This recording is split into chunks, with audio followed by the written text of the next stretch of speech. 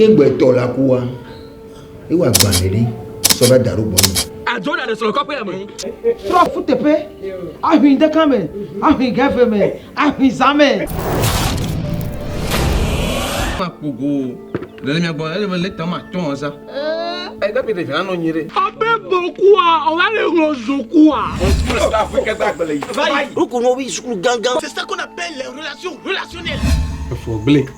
Maso, pas maintenant. Eh ba yo mama. Wa gbe ku so yan ri am fofu am awo. Ati o da yemu le lo, even le George na yemu le gbe. Mo su tata o. Agba, agboji.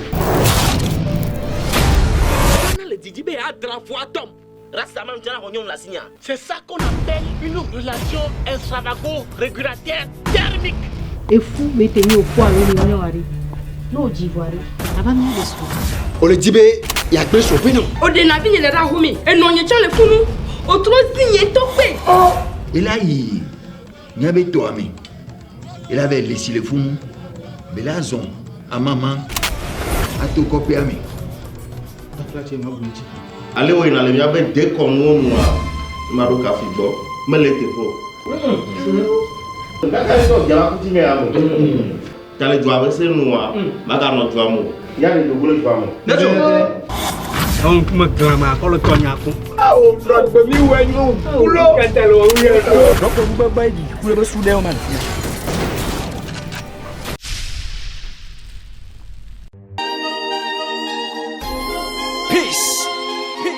Voix d'Ange Musique. Enfin je t'ai trouvé, pas la peine de te chercher. Mon rayon de soleil qui éclaire tous mes jours et toutes mes nuits.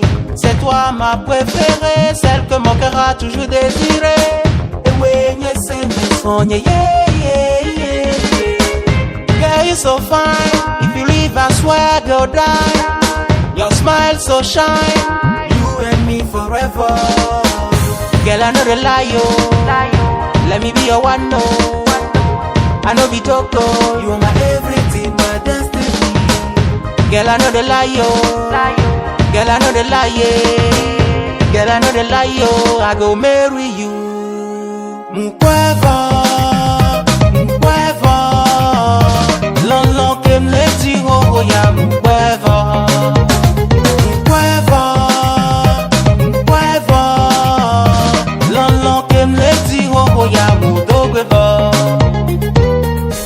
Since time I touch you, I see my soul growing up. My holy heart desire you, baby girl, you drive me so crazy. Sans trop de folie, tu as conquis mon cœur. Sur ma vie, je promets de t'aimer jusqu'à l'éternité. Egamula signo, Wadama, on nous gomme cessé pour un love fou et passionné. Yekuwo mia noju, yekuwo mia wonu tonto, baby yeah. Girl, I know the lie, yo. Girl, I know the lie, yeah. Girl, I know the lie, yo. I go marry you.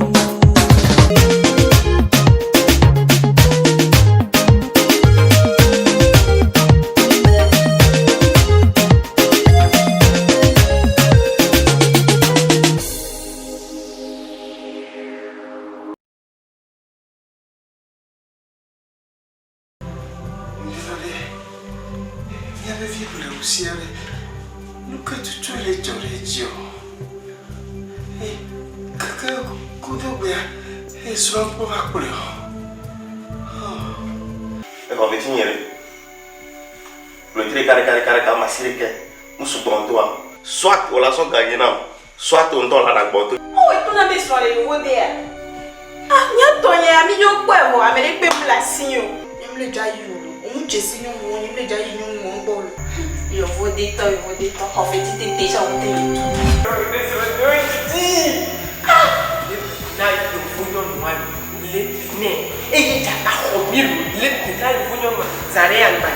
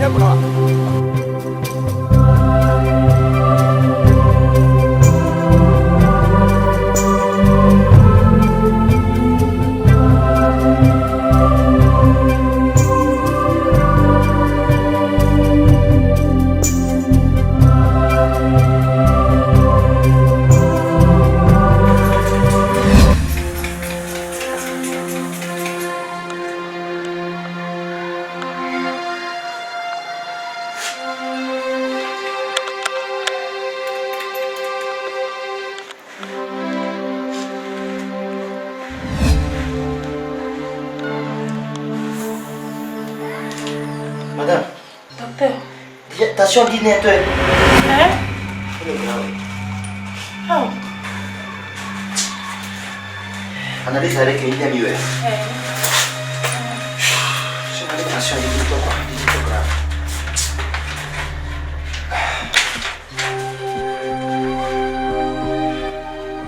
Depuis coupage, avec moi. Avec moi. Coupage, on a été dans la vidéo. Après, la famille doit avec moi. Sinon, l'équipe de l'homme, quand on a mis noir. Ça ne va pas, ça ne va pas. T'as déjà deux groupes sanguins. Ah, viens.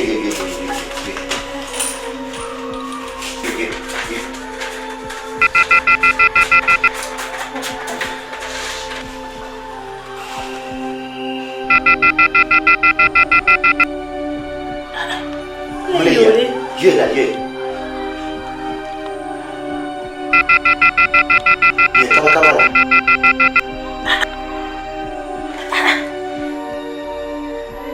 Yodé. Oh yeah. Oh, de le bonheur. On va faire comme ça. Non, yeah.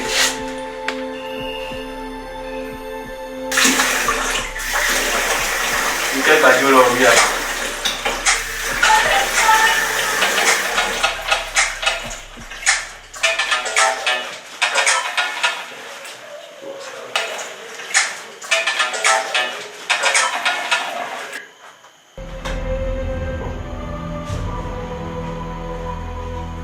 Allô chérie. Allô papa. Yawa. Konjami lewa. Novisi le ya ewu. Ebe le ya ewu. Deke mi lewa do. Wa ebe groupage a obe abe moe. Leo bleusi chamule yo. Bleusi mule ya. Vous te le iche one. Fika me badu d'abord. Be portable là do ma fika be jero. Ne va où mes pablo ne beno jo va konji zerenka. Ok mse. Papa ne vient pas étaler grave ntolo. Ti ne mayo moi bla aussi c'est ka ti de là. Le grave ntolo. De quoi yo la wa. Ok. Mse enyo. De via. Ah on bla aussi.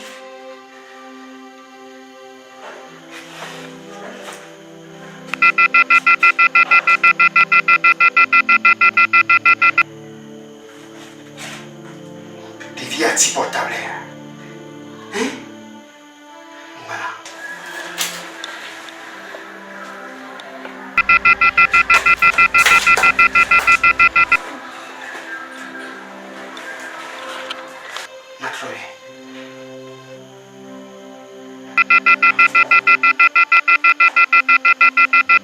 Des vies à type.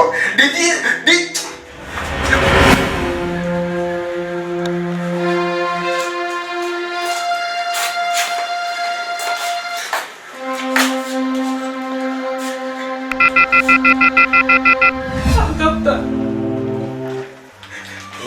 Combien de dollars la main? C'est merci. C'est quoi yo? C'est quoi yo? Maman, c'est combien? Non, mais on ne peut pas. Il faut la dire non.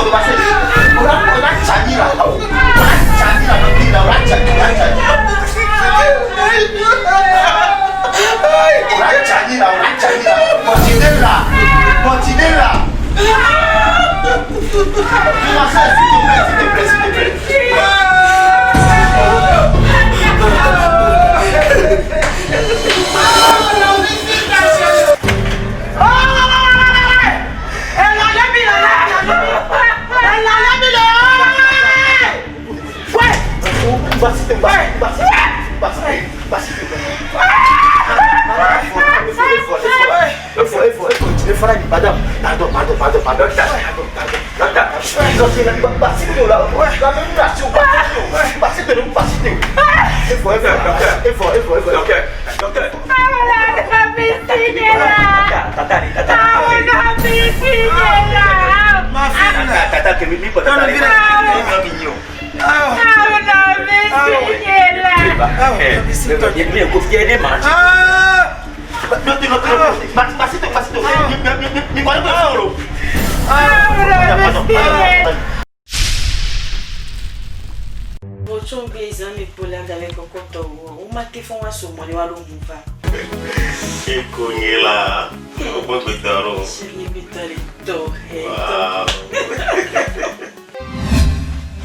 I can't imagine.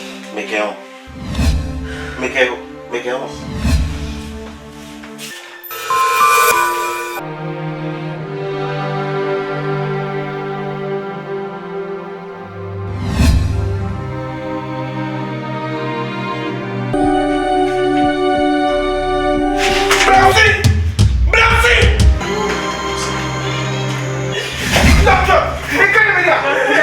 Le désespoir, l'aventure,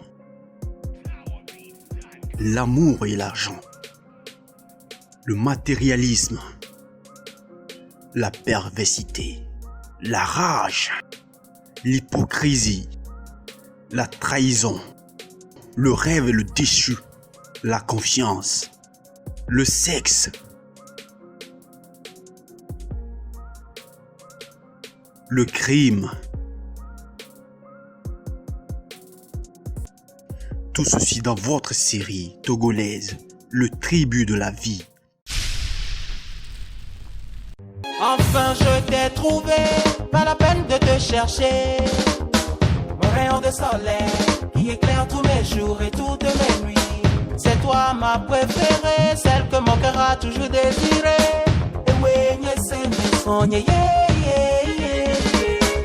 girl, you're so fine. If you leave, I swear I go die. Your smile so shine. You and me forever. Girl, I know the lie, yo. Let me be your one, no. I know be Toko. You are my everything, my destiny. Girl, I know the lie, yo. Girl, I know the lie, yeah. Girl, I know the lie, yo. I go marry you. Mukwevo.